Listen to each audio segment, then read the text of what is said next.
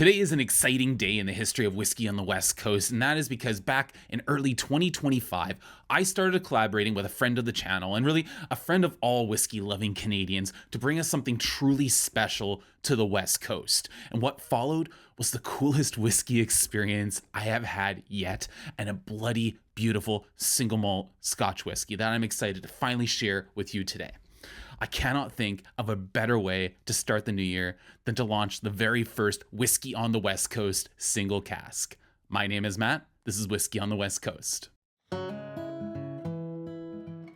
Whiskey on the West Coast single cask started out as a conversation after the 2025 Victoria Whiskey Festival. And if you've spent any time within Canadian whiskey circles, you've probably either met, been at a tasting hosted by, or have at least heard the name of James Bourne, who's one of the very best whiskey people in the industry. And if you're a fan of Whiskey in the Six or Sipper Social Club, the Whiskey Rant, you know this is about the time when you hear James's name that you're supposed to take a drink.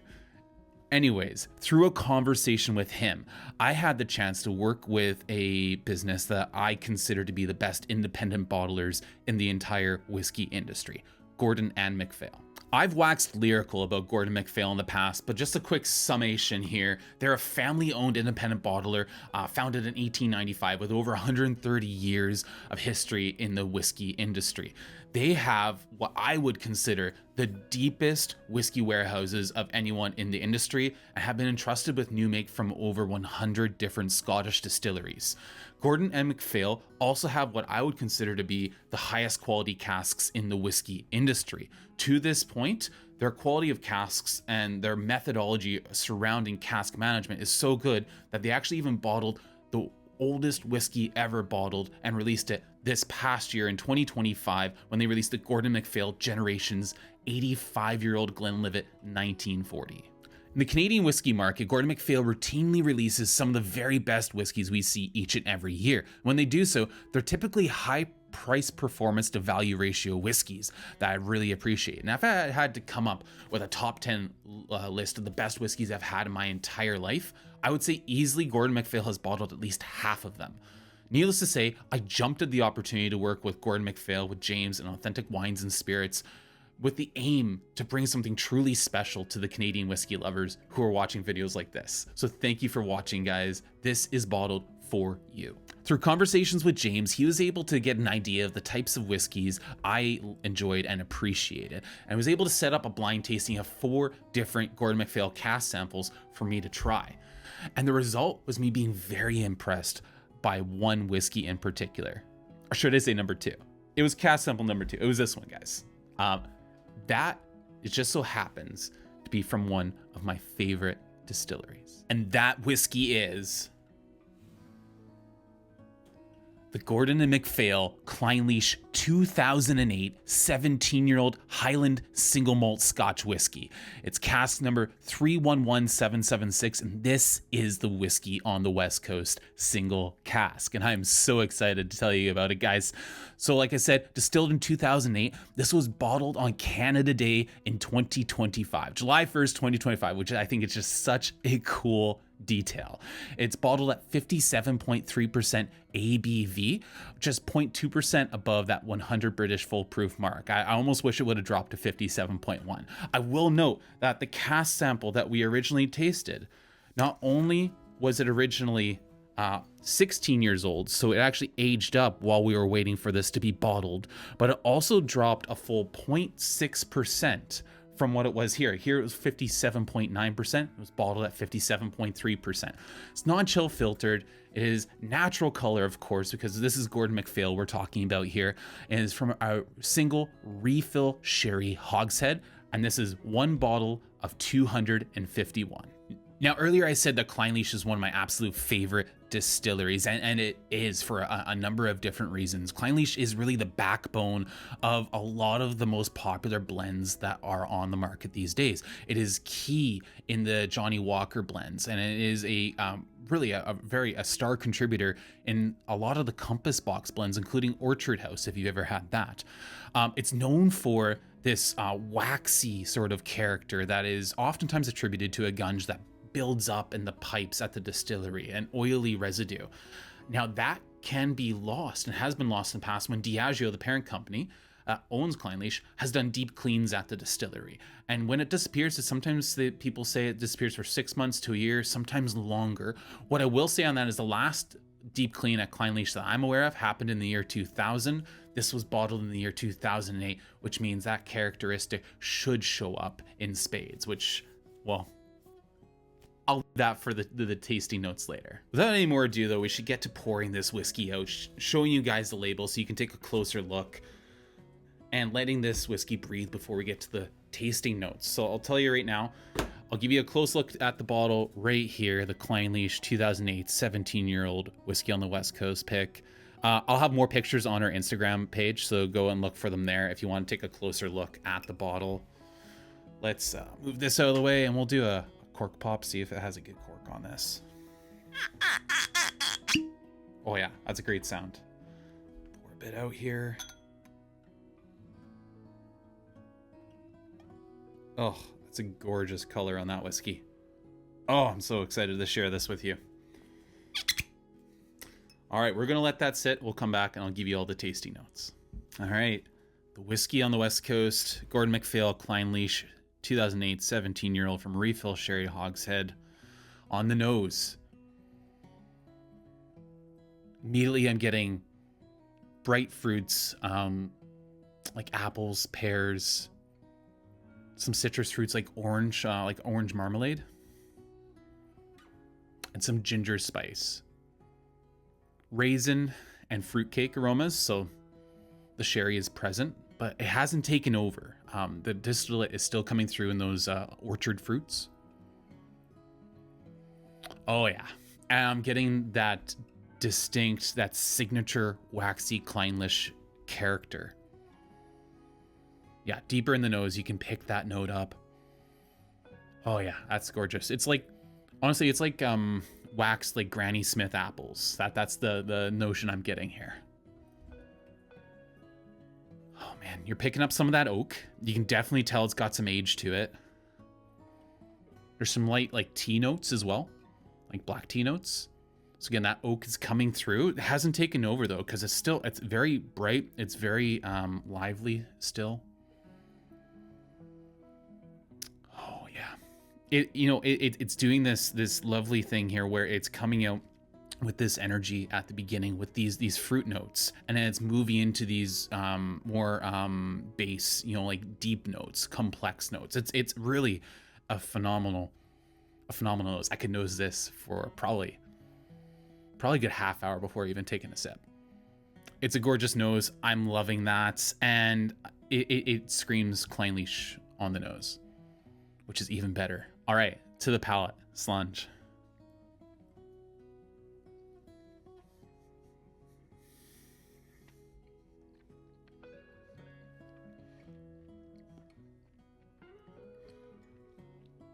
First thing I'm getting is fruits and sweets again. So that orange marmalade, nope, that comes through from the nose onto the palate. Same with those pears. It's almost like pears like drizzled with honey. But what I'm noticing is just the waxiness. The waxiness is there. The kind of like the oiliness, the mineralic waxy note that I look for in good Clynelish. It's here. It's present, and that is just a thrill. Another sip.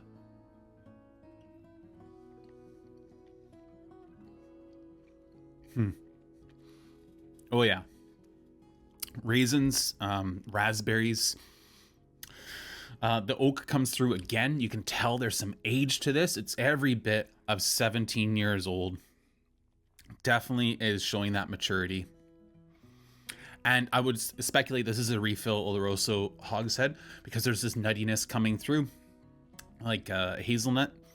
Some of these notes are definitely on the front of the label, and they may lead, but honestly, the tasting notes on this label are like bang on. I've very rarely seen tasting notes that are as like on point as these. Very good. Wow. Another sip.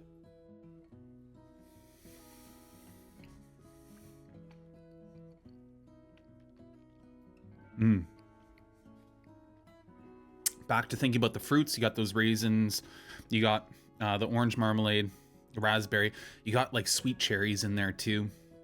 And then it goes into this earthier side of this sherry character, almost like a bit leathery. That leather, a little bit of leather, I really love that on a sherried single malt. I'm getting that here. And going into the finish with that, you know, that leather is there, mature oak is there, really nice oak, that ginger spice from the nose, that candied ginger kind of vibe, that is on the finish again. And this is a nice, really, really long finish. We're not talking about seconds, we're talking minutes. This is a long finish. There is almost this like small tobacco note in there too, almost like menthol cigarettes meets cigars.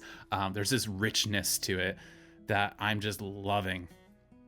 Oh man, yes. I will note that when I tried the 16-year-old cask sample, it came off with a little bit more spice than I have here. I also know that when I first tried the sample and then how it tastes now, it has opened up and developed quite nicely in that sample bottle. Same thing happened with this. The first pour was a little tight. You can see I've been really enjoying this bottle by the level that it's going down. I've been sharing it with a lot of people. It is a whiskey that is developing very nicely in the bottle and is only getting better. I've been really impressed with it in that way.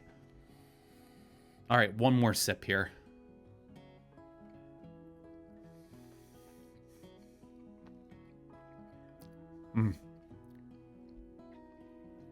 Yeah, it's really diving into those bassier tones now, that leather, that oak, that mature oak, a little bit of spice. I'm not a big fan of like high spice whiskeys, like really peppery whiskeys. This ginger spice is more up my alley, and I'm really appreciating that. It's a really easy drinking whiskey for a cask strength of 57.3%. And I mean, I shouldn't expect any less from Gordon MacPhail. This is just what they do. They absolutely just, they bring out one banger after another. But this Clynelish is really special. I'm really loving this. And I mean, again, as a person who loves Clynelish, this is marvelous stuff. This is just a fantastic whiskey. Once given time to rest and open up in the glass, it noses with bright, lively fruits and a deep, rich complexity. That pairing is perfect. The palate is this lovely harmony of like distillate character along with that refill sherry hogshead. The cask has not been overbearing. We have cask interaction, we have the impact of the mature oak notes, but it hasn't taken over. This is a Clynelish that still tastes like Clynelish. It's really a pity when you buy a whiskey from a particular sought after distillery and it doesn't taste like it because the cask has completely taken over. That is not the case here. This is so harmonious. The finish is long and complex. It's everything I would want in a Clynelish, and I can't believe that I got to pick it. It's really an incredible experience. I'm so thankful for it. It's a fruity, waxy, mature, complex, multifaceted, yet harmonious whiskey. I'm just flabbergasted with it. It's classy whiskey. It's the type of whiskey I would want if I was sitting in a leather armchair reading deep into a winter's night. It's phenomenal stuff, guys. So we're going to talk about price and also where you can pick this whiskey up, but really whether or not you are even interested in picking this whiskey up is going to be dependent on that price. So let's talk about that first. A lot of work goes into keeping whiskeys like this affordable, and I, for one, don't make a cent off this whiskey, and that is part of wanting us, we want as many people as possible to be able to enjoy this beautiful single malt. So I don't make a cut off of it. You picking this up is supporting the channel because it leads to other opportunities for us to do things like this in the future, potentially, but I'm not making money off this. So yeah, if I did, it would drive the price higher. Wouldn't want that. The price itself is a bit of a moving target right now because it hasn't actually cleared customs yet. We anticipate it will clear customs sometime within the next week, and prices are set by individual retailers. What I do expect and what I've heard is it likely should be around $240-ish Canadian in Alberta, or about $275-ish in British Columbia. And that's a lot of money, but let's put that into perspective. Clynelish is a sought after malt. And what do similar bottlings in Western Canada, namely Alberta, what do they cost? The first comparable for me is obvious. It's the Clynelish special release for 2025, the Clynelish Wax and Sun 18-year-old. It's 1 year older than the Whiskey on the West Coast Single Cask, and it is from refill casks. We don't know if they're sherry or bourbon, all that, but it runs about $360 Canadian in Alberta. That is $120 more expensive than I am expecting this whiskey to land in Alberta for. I would say at 1 year less of age, but $120 less. And from a refill sherry, hogshead sherry casks usually cost more money. And being a single cask instead of a vatting of casks, I think that this came in at a very, very good price. $120 less. If I saw those two sitting on the shelf, I would be taking the Gordon MacPhail every day. After talking about an official bottling, I want to talk about an independent bottling, and an independent bottling from Gordon MacPhail that was released in the UK. The Whiskey Shop released the Gordon MacPhail Clynelish 2008 16-year-old last year, and it's actually a sister cask to this one. It's only 2 cask numbers off, 311778. This is 776. Now it's refill sherry hogshead, 57.4%, very close in ABV. What I'll tell you about that one is it retails and is still on sale for 210 pounds, 210 British pounds, which is approximately $387 Canadian. That is $147 more than I believe that this Clynelish is going to be landing in Alberta for. I think that this is really a phenomenal value for a distillery we do not see much from. I'm really proud of the price that we believe that this is going to be landing at. And I'm just hoping that means that so many more of you will be able to actually pick up a bottle and try it and enjoy it for yourself.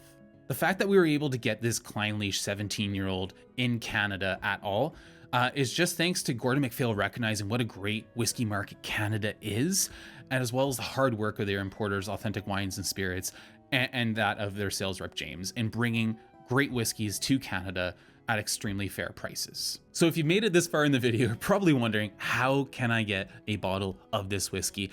And truly at this moment, I don't have the exact answer to this question. What I will say is I'll be updating on Instagram as it goes, as we're releasing the whiskey in both Alberta and in British Columbia. Where I would say I would typically look to pick up bottles from Gordon MacPhail. Some of my favorite stores in Alberta, in Calgary, Kensington Wine Market. I truly believe they're probably the best store whiskey shop in Canada. They have a great selection of Gordon MacPhail whiskeys. I would expect them to be getting this whiskey allocated to them and to be able to sell it to you. As well, Crown Cellars has a great community and has great prices, and I believe we'll be receiving this whiskey as well. So you can check out Crown Cellars, also in Calgary. If you're in British Columbia, I believe that the marvelous Strath Liquor Store in Victoria will also be getting this whiskey. I believe it might even be making an appearance at the Victoria Whiskey Festival, perhaps if it arrives in time, as part of the Gordon MacPhail grand tasting on the Friday night of the Victoria Whiskey Festival. Honestly, guys, I'm just really excited for you guys to be able to get this bottle, get the whiskey into your glass, and to start enjoying it. I'm really looking forward to hearing what everyone thinks of it, what kind of tasting notes they get off of it. So, like I said, I'm beyond excited for people to get the chance to try this whiskey. And really, it's just a reminder that this whiskey and my opportunity to pick this single cask only came out because of the support of you guys watching this channel, subscribing, watching the videos, commenting in the comments below. Really, you guys are the engine behind Whiskey on the West Coast, and without you, there is no videos and there is no Whiskey on the West Coast Single Cask. So thank you for all your support. Thank you for watching, for commenting, and creating such an awesome whiskey community here on the West Coast. Follow on Instagram for more details on where to pick up the whiskey. And let's see, maybe we'll even have a Clynelish focused live stream coming up in the near future. Until then, guys, I'm so excited for this. I'm going to take another sip of this glass and enjoy this. From the West Coast, until next time, Sláinte.